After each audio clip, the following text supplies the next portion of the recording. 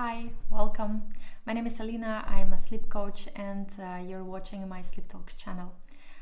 In this video, I want to answer a few questions that I received on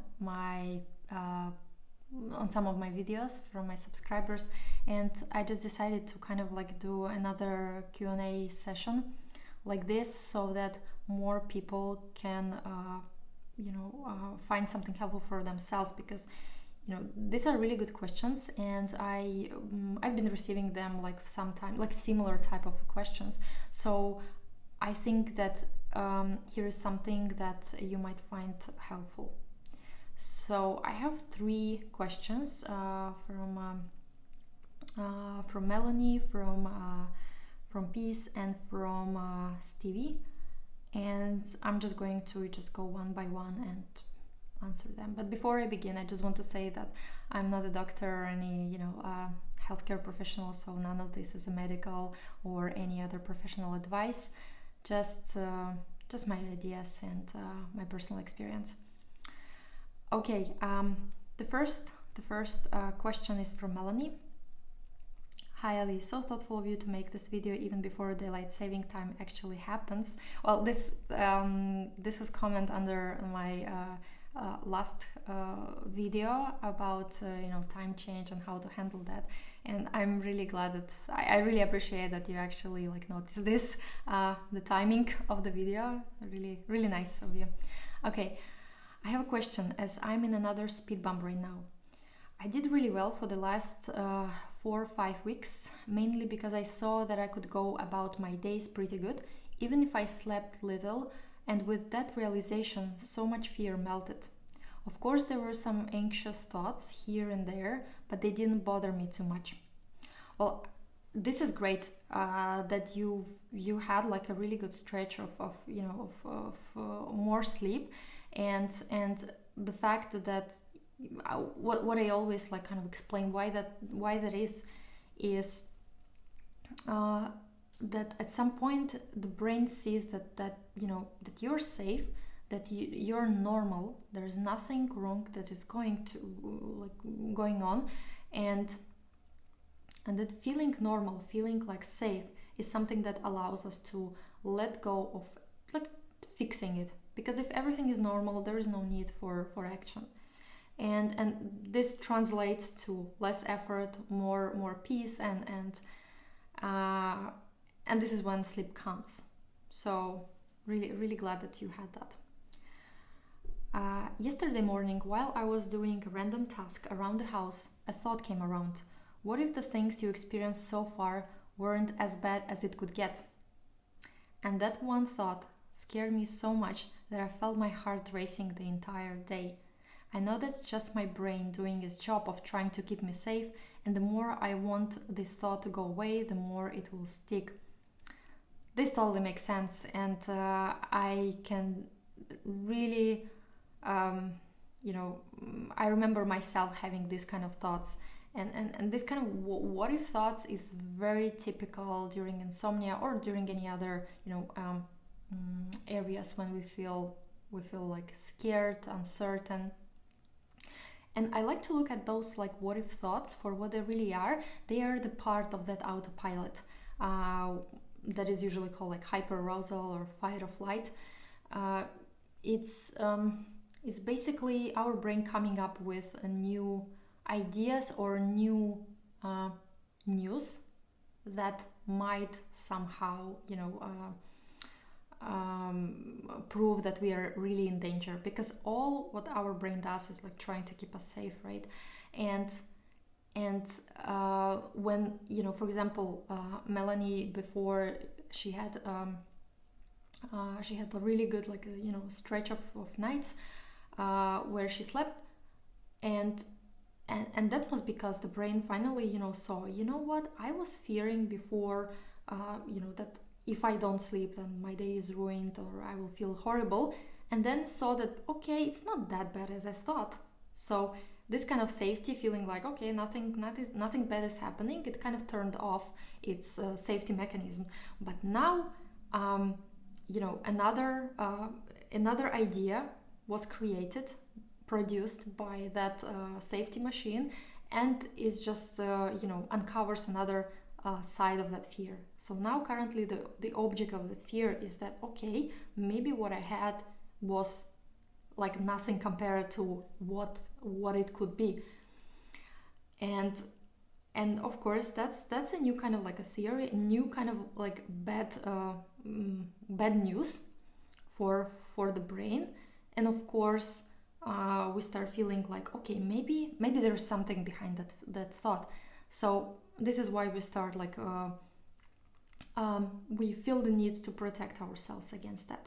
But in reality, this what if thought is exactly the same thought that was before. For example, what if I don't sleep and then I will have a bad day? What if I will not sleep today? And then later on, you might have another what if thought. What if thought could be, what if I will never get over this? A very common one, especially at the like last stages of of recovery. And I just want to understand that as long as there is fear, there's always will be these what if thoughts. And these what if thoughts, they always, at least in my experience, behind them there was like literally nothing that nothing that was coming true. So and now it the brain found some like potential threat. Now it has to see that it's actually safe. It has to see that theory being disproven. And the way how it can get disproven is not by that we will convince it, oh come on, like present some rational arguments why it's not true. It has to really see you in the settings where this plays out as you feared, and seeing that no matter what, you're still safe, you're still here, you survived this. And this is why I think this is why I think that there is nothing like wrong about having this thought. It's very like typical thought during insomnia, and the reason why you reacted like this with this heart racing totally makes sense. So the brain just has to see that you're really safe. And it will take some time until it gets it. Okay, I'll continue reading. I went to bed last night with zero expectation of sleep, felt completely defeated, and cried because I realized that I'm totally not accepting. Although I thought that I had mastered accepting the last few weeks. How naive of me. So I wanted to just lay down and rest. And funny enough, I slept pretty well. Well, this is so common. Like, I'm really glad that you wrote this, Melanie, because exactly the speed bump ends, or when we start sleeping like better, is usually when we have like no expectations. It's the last thing that we would expect. This is when it happens, and I like how you like described it, that you felt completely defeated and cried.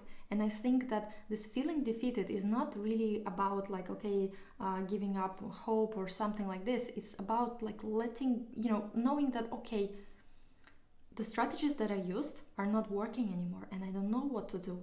And I want to cry because it's difficult for me. I put so much effort and I don't know what to do. And naturally this kind of feeling of sadness can come as in a form of tears, and this is really good, because even from physiological point of view, tears is how our body releases this hormone, the stress hormone, cortisol, through tears, and this is how we feel like we feel relief.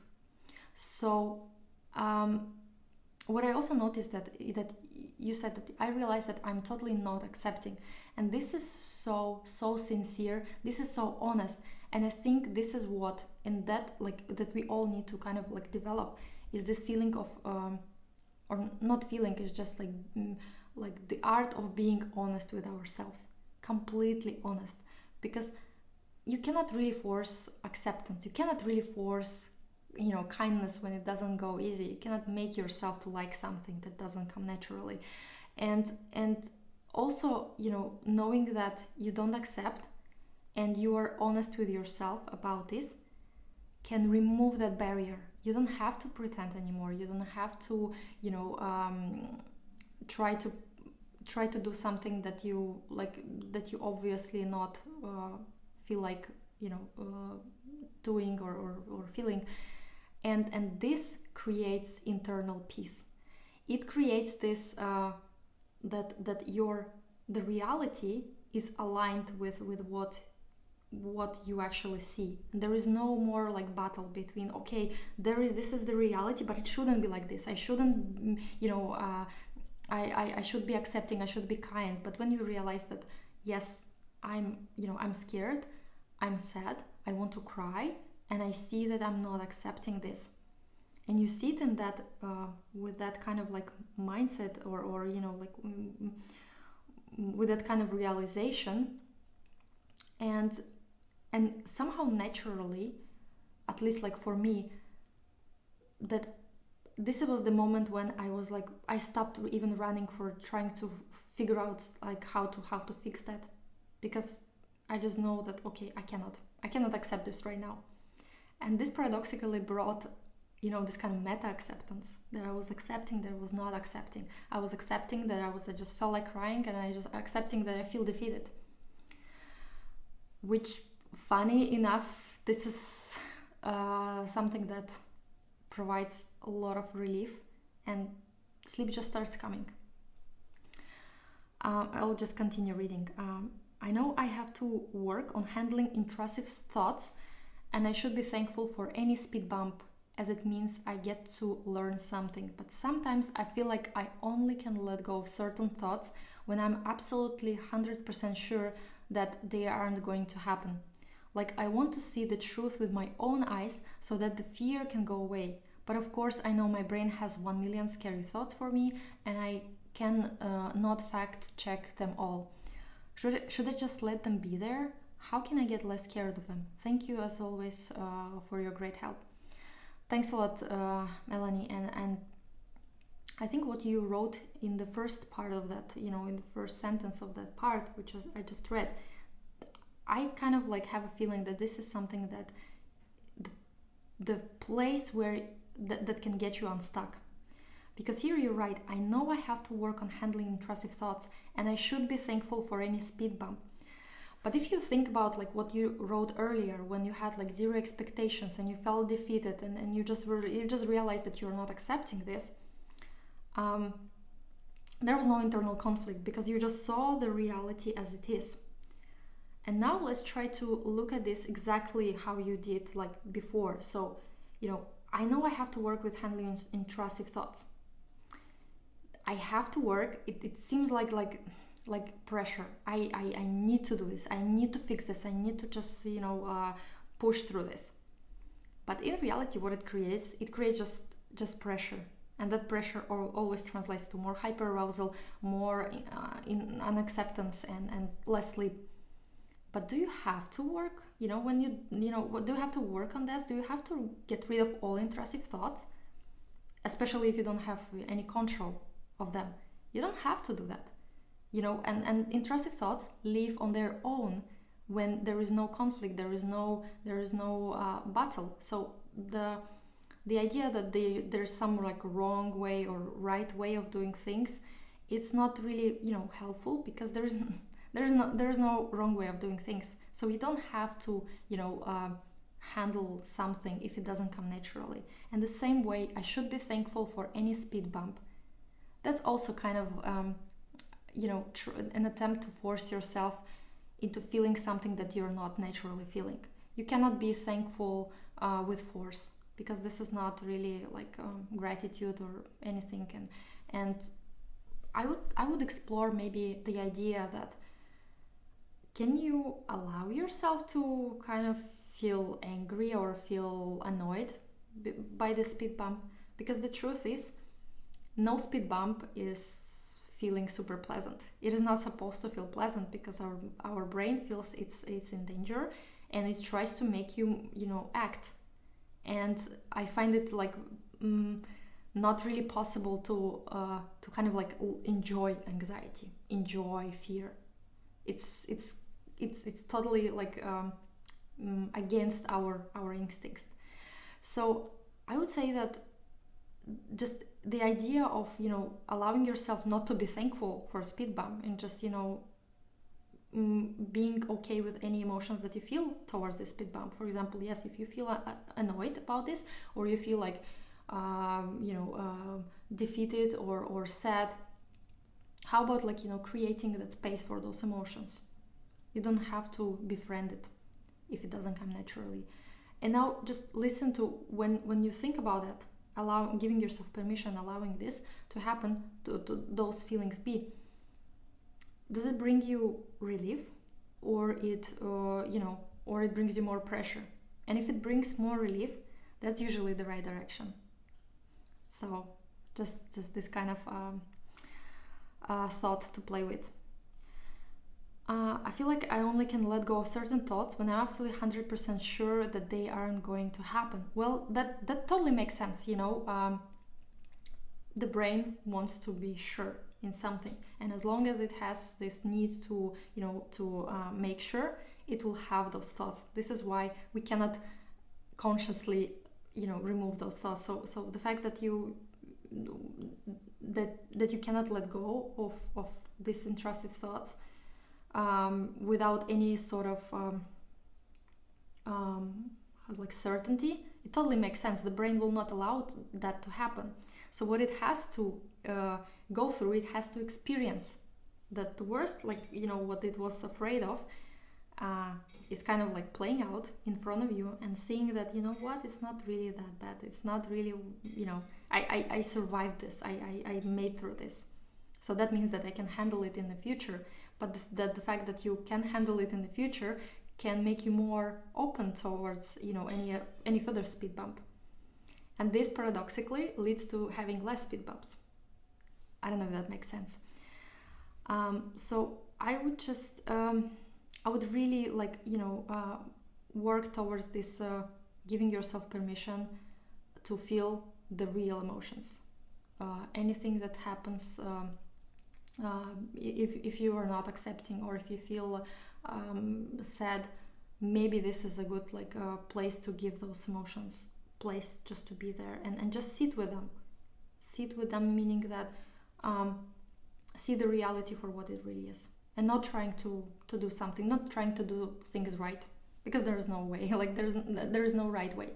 So I hope this is a little bit gives you some idea, or maybe some clarity to how to approach this. But let me know in the comments if you have any follow-up questions. Okay, and let's move on to the question from Peace. Okay, hello Alina, thank you for your helpful videos. Thanks a lot.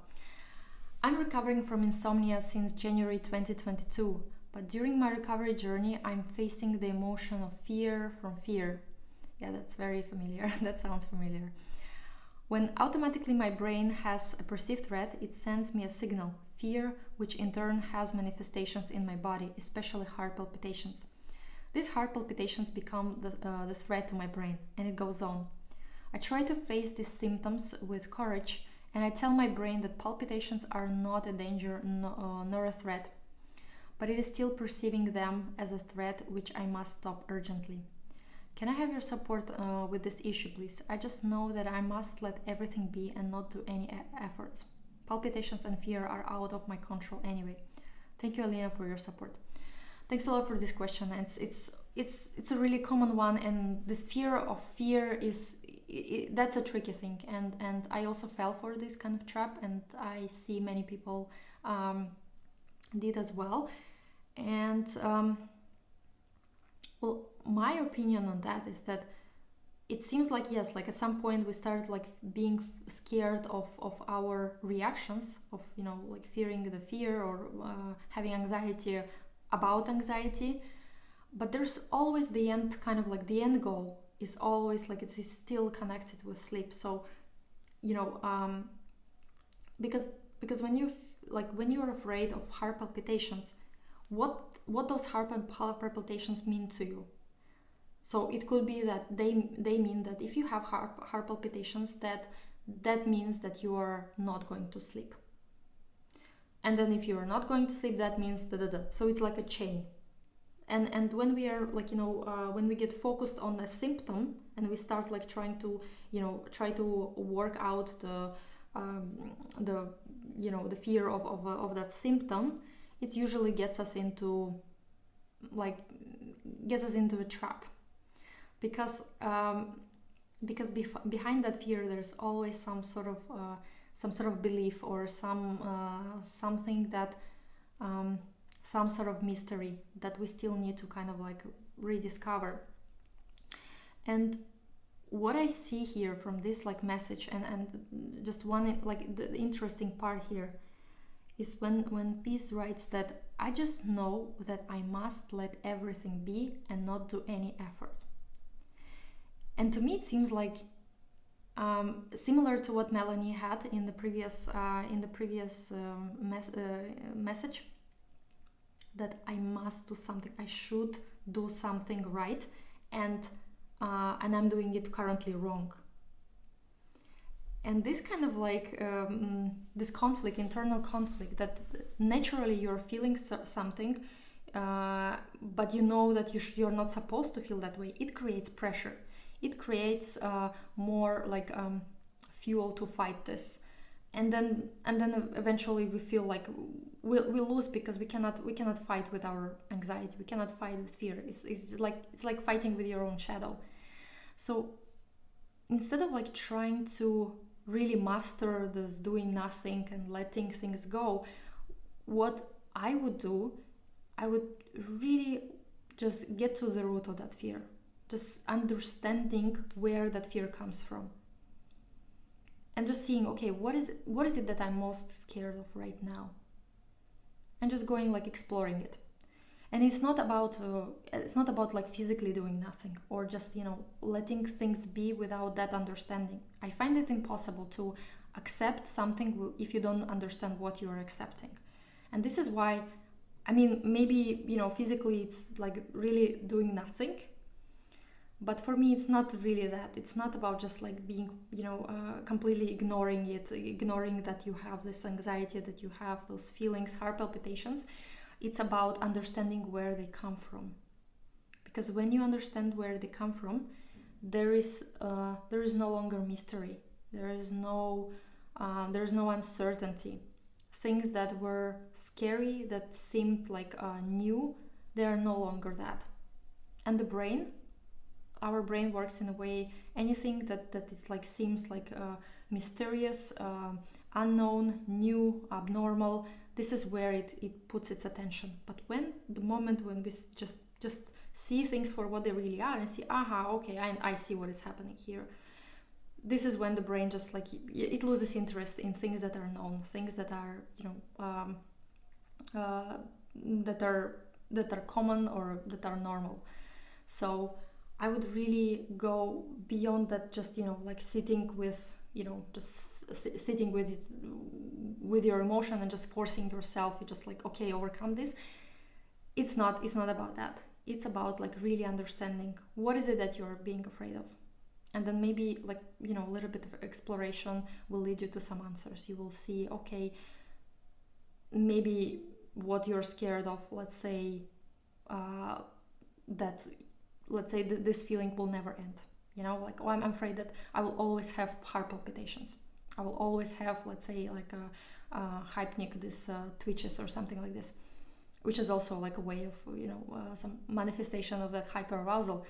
But then when you really like take that fear, let's say this particular, well, I'm afraid of this heart palpitations, or I'm afraid that they will stay with me forever, and just really look at this, like, is it actually true? And what usually happens, like, let's say in my experience, that when we have certain like hyperarousal symptom, it never like it's never fixed. So sometimes it's like it's about heart palpitations, but after that it can be something else. After that it could be, I don't know, going to bathroom like very often, or then it could be about like hypnic jerks. It could be then racing thoughts. It could be hyper awareness and things like that. So our brain just picks. Currently it picked heart palpitations as something that, okay, now let's figure it out. But in reality, it will, you know, eventually it will change its attention, and it will jump to another this hyperarousal symptom. So I just want to, like, you know, show that things are not like not forever, like, you know, they're not lasting forever. So if there is hyperarousal, it is not meant to stay like in our body for good. I hope that this was, like, you know, it made sense, because sometimes it's very difficult to explain something which is so tricky. But let me know if you have any questions about that. And the last question is from Stevie, and it's a really good one. So great, Alina, thank you. So glad that you're doing this work. This evaluation of sleep, do you think there is a cultural, social component? Well, this comment was under the video, one of my recent videos about perfectionism. And in that video, I was telling that often we just, you know, think about our sleep as, you know, like good sleep, bad sleep, refreshing sleep, poor sleep, and things like that. So we always have some sort of adjective that shows some sort of evaluation of our sleep. And I think that as long as we evaluate that sleep, it is not doing any good to us, because naturally we want to have all the good, you know, nights, and we don't want to have bad nights. And this and this makes us do something, like it makes us to have more sleep efforts, which is not helpful. So in that video, I said it's like ultimately it is abandoning like evaluating your sleep in general, just letting a night be a night without any adjective. So that was that comment to that video.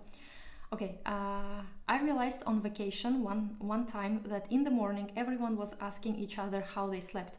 My husband used to ask me until I asked him to stop. How do you handle these moments? This is a really good question, and I partially answered it in one video about insomnia and relationships. But there is more to say to that, of course. So I think this on vacation thing, when people maybe from different houses or maybe like friends or so on, when they wake up and they start their day, I think it's more of this kind of like a custom thing that just asks, oh, how was your night and so on, if you sleep well. And I don't think that it is a really genuine desire to know how you slept. It is more of like a way how to show that you care. Just, you know, things like how are you doing or something like this. It's not really about sleep. It's just about like just checking in on you. Are you okay or not, and so on. And usually I take these kind of questions, you know, when someone asks me something like this, is not really a big deal. I don't take them seriously, those questions, because those people don't really have really desire to know. But I know that for people who struggle with their sleep, this can be quite triggering. And one of the ways how to approach that, especially with people whom we in a constant contact, just like, you know, you Stevie wrote here, like that my husband used to ask me until I asked him to stop. Sometimes if it really makes you feel uncomfortable, then it's totally normal to say, you know what, I just don't ask me, and just create this kind of like rule so the person knows how to help you. And if they know that not asking about sleep is, like, you know, helpful for you, then there is nothing wrong. That, you know, just to show that, okay, this is like my boundaries. I don't feel comfortable that you ask me that question, and so on. But I know that it's impossible to kind of prevent this question from happening, from, you know, from coming your way. And my kind of like take on this is that sometimes it's good to give as least information, or least like the most neutral information that you can have on your sleep. So if someone just asks you how you've been sleeping and it's on vacation, and you know that it doesn't matter, like, you know that they don't really care about the actual sleep, your sleep, then sometimes just saying I'm fine, I was fine. And most probably what will be that those people will not even react to that. They will not even remember what you really replied. So just yeah, going those kind of like two ways. If you really feel like this this creates more pressure on you, it creates more this creates this identity of you as a insomniac or something like that, you can just, you know, tell honestly, like communicate that to the person. But with just random people, sometimes it's just as neutral as possible answer can be a really good idea in this situation. So I hope that I answered this question. Okay, thanks a lot, guys, for watching this video. It's pretty long one. It's 30 minutes. I didn't think that it will last that long, but I hope that you get something useful from this video. And of course, in the future videos, I will be spending more time on talking about particularly like hyperarousal, because this is very